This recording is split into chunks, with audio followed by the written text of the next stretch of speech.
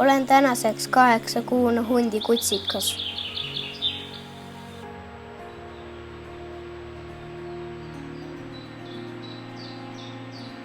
Sündisime koos õdede-vendadega aprilli lõpus. Ema oli pesa teinud vanasse liivasesse mägra urgu. Esimesed elupäevad olid jahedavõitu, aga ema tegi kõik, et meid soojas hoida.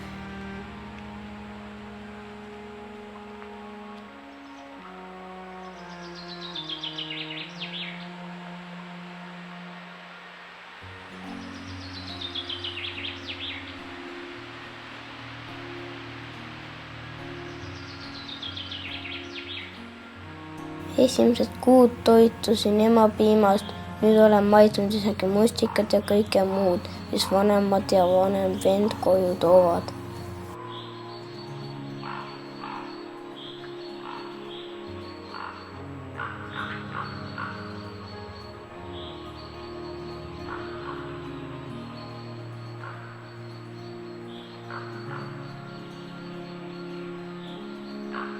Meid on kokku koos minuga 5 õde-venda. Vanem vend koos vanematega on meie pere. Vanemal vennal on juhtunud õnnetus, ta kõnnib 3 jalal. Huntidel on täiesti tavaline, et kuul tabab jalga või saakloom tekitab haava. Aga me paraneme.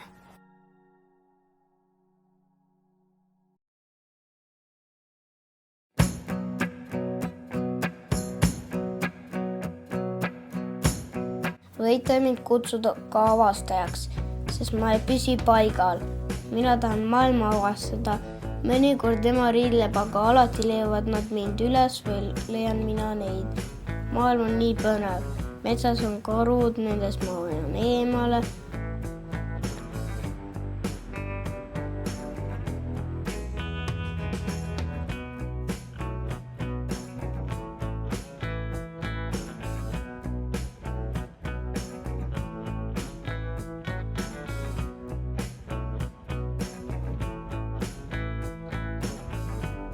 Rõbased on tore taga ajada, rongad annavad mulle märku, kui pean olema valvel või midagi on juhtumas.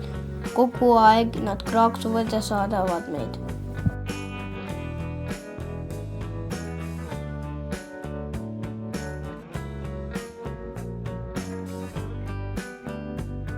Mul on veel nii palju õppida. 2 aastat olen vanematega ja siis loon endale oma karja. Enne pean aga palju õppima, kuidas jahti pidada ja kus saakloomi leida. Ja vanemateta ma hakkama ei saaks. Hambad kasvavad mul välja alles detsembri lõpuks.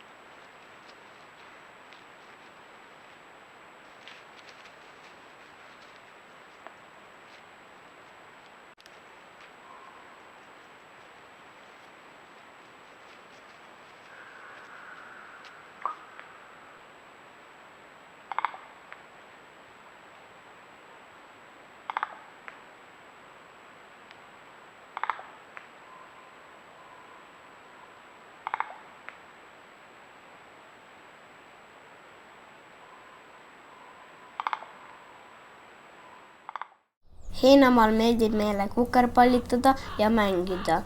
Seal veedame palju aega, püüame seal koos õdede-vendadega hiiri ajaviiteks.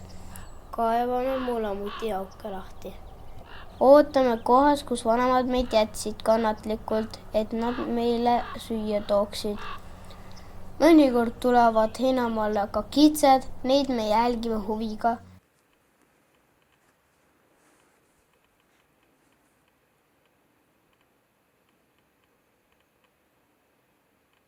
Juhtub ka, et uudishimu saab meist võitu ja lähme vanematele jahiretkele järgi.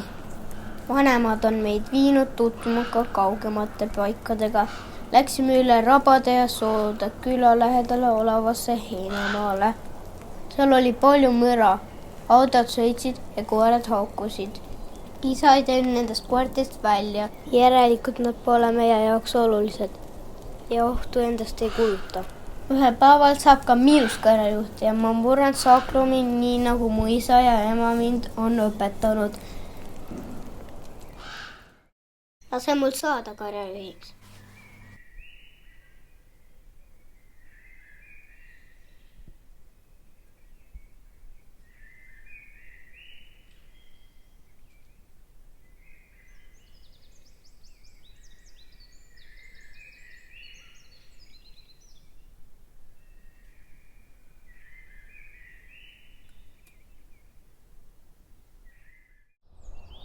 Eestis elab ligi 200 hunti. Seega on hunt Eesti metsades kõige väiksema arvulisem uluk. Hundi juurdekasv on küll väga hea, kuid maailmas läbi viidud hundiuuringud näitavad, et kutsikate ellujäämisprotsent on väga madal. Enamus surevad kas läbi jahi või haiguste tõttu. Eesti hundi keskmine eluiga on alla 2 aasta. Ehk kutsikaeast vanemaks saavad vaid vähesed. See tähendab, et enamus hundikutsikate unistus ei saa mitte kunagi teoks.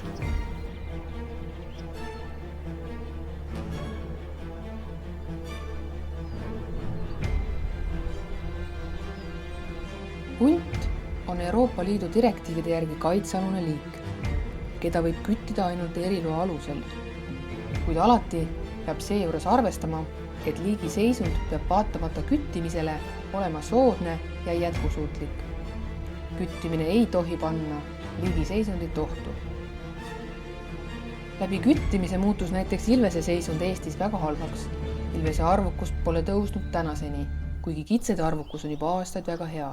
Muide, ilvesed söövad lisaks kitsedele jäneseid ja linde, seega ei saa ilveste arvukuse languses peamise põhjusena näha kitsede arvukuse langust.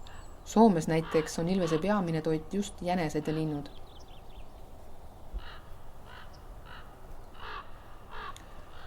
Ka hundi kaitsestaatus on Eestis maailma looduskaitse organisatsiooni kriteeriumite järgi ebasoodne.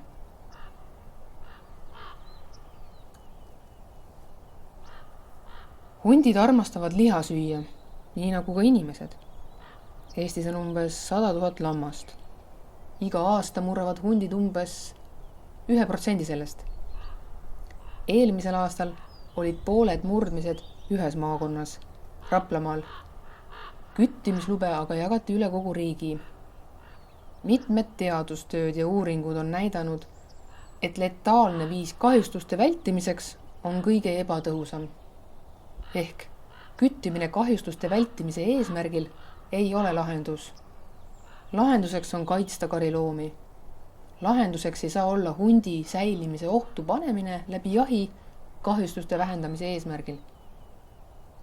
Nii nagu ka inimene harjub mugavustega ja kerge eluga, nii harjub ka hunt käima kariloomi murdmas, kui nad ei ole kaitstud.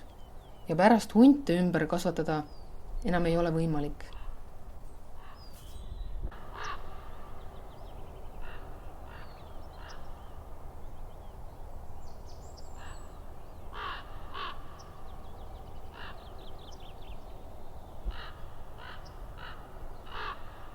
Heal lapsel on ka mitu nime. Metsaline, hallkuub, hallkuuk, hallsaks, pajutaat, pajuvasikas, hudi, kaputtjalg, kasuka, andrus, kriim, kõrvekutsikas, kõvasikõrv, lambaisand, metsahall, metsakoer, metsakoll, metsakonn, metsalind, metsasaks, metsasikk, sorusaba, metsaviha, metsavilu, sutsu, torunina, vaga talleke, vana hall, vana hull, vana julge, põõsatagune, vana töll, vesisilm, vana tölkam, hall saks, kasuka käis, lambavaras, metsakoer, must suu, nahknina, õgilõug, oruoinas, sauenina ja soosolgutaja.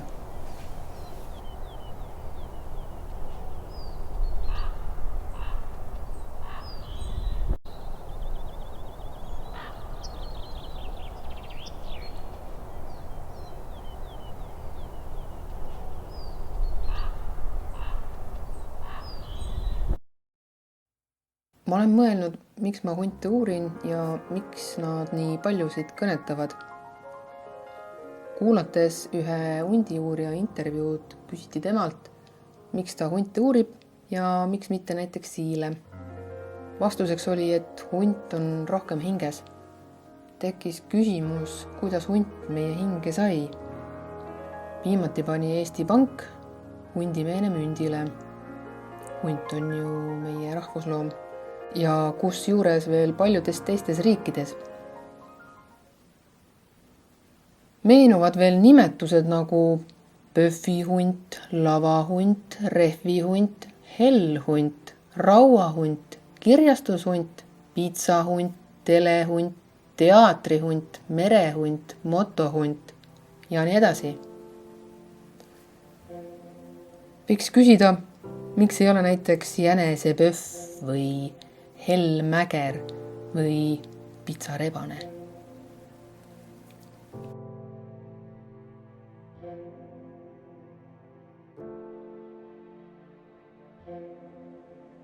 On räägitud eestlaste hingemaastikest, aga vähe hingeloomadest. On selge, et hunt on meie hinges olnud juba ammu. Tänapäeval oleme leidnud erinevaid viise, kuidas meie sees elavat hunti toita. Kui me jätame ta nälga, siis hakkame temas vaenlast nägema. Kui enam pole otsest vaenlast võõrvõimu näol, siis keegi peab ikkagi vihatunde endale saama.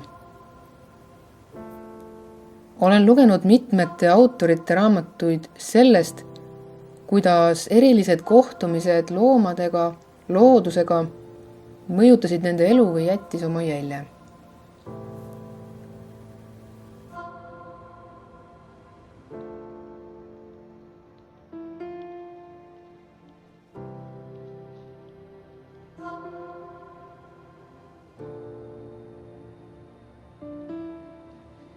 Minu side huntidega tugevnes selgelt ühel miinuskraadidega pakataval jaanuari tähistaevasel ööl.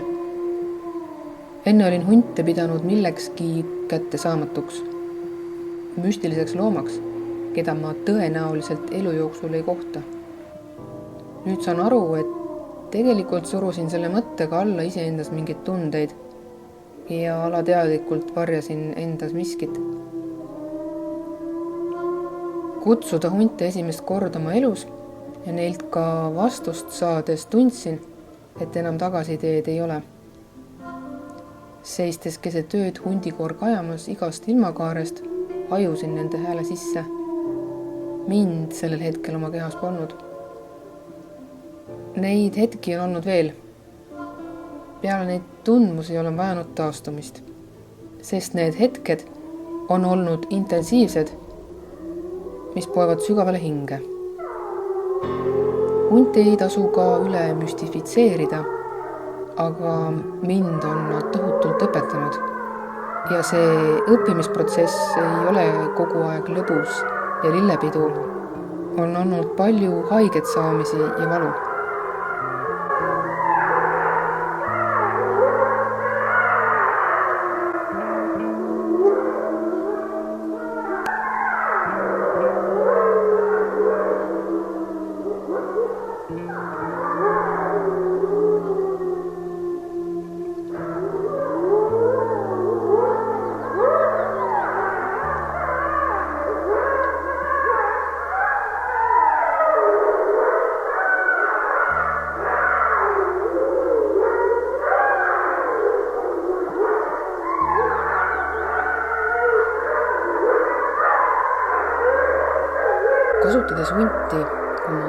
ettevõtmistes, perekonnanimedes, rahvusloomana me väljendame oma hingesoove. Me soovime samastuda hundiga, sest me tegelikult olemegi väga sarnased. Ainuke erinevus, et hunt on jäänud selleks, kes ta oli ka kaugetel aegadel. Muutunud on aga inimene. Inimene on kaugenenud, hing aga mäletab.